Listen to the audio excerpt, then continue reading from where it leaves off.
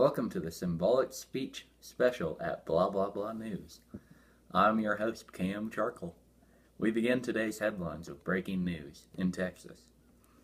Earlier today, I was on the scene with Gregory Lee Johnson, who was arrested for burning a flag at the Republican National Convention. Here's the footage from earlier. Hello, Mr. Johnson. I'd like to start off by asking you why you burnt the flag.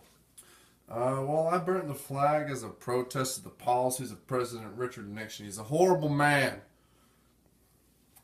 But why did you choose to burn the flag? I chose the flag because I felt it would draw attention to my views. It obviously did.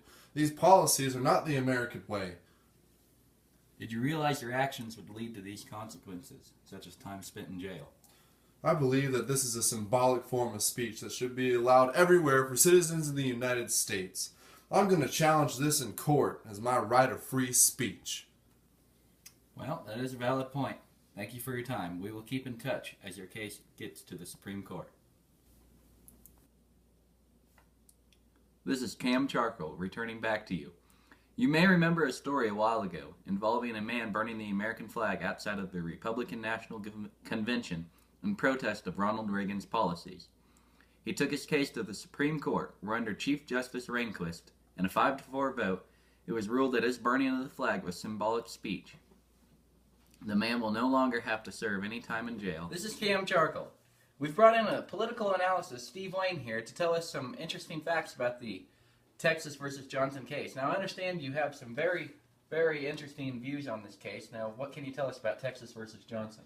Well, seeing the special case of Texas v. Johnson where a flag was burned, and then the decision here with the Supreme Court ruling that it was a sign of symbolic speech, it really opened up the Americans' way of protecting their rights to their freedom of speech. This is a really great way to show symbolic speech. But on the bad side, you can see that burning an American flag can be seen in a very terrible light.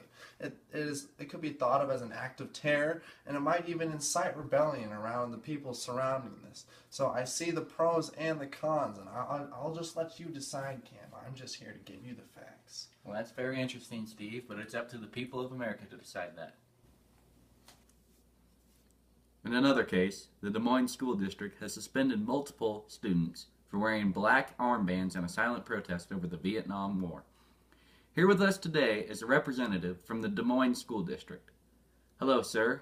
Why do you feel that these students should not be allowed to wear their bands?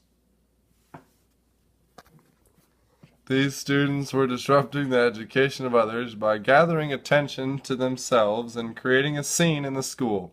We will not tolerate this rambunctious behavior. Very well said, sir. We'll see how the Supreme Court views your actions.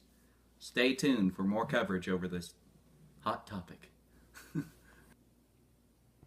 We also have a student that was participating in the protest. Hello. Tell us why you think you should be allowed to wear your armbands. I believe I have a right to protest, in that in a public school I should not be made to give up my right for what I believe.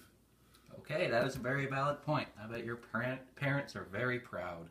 Stay tuned for the results of the Tinker vs. Des Moines court case. Dun, dun, dun.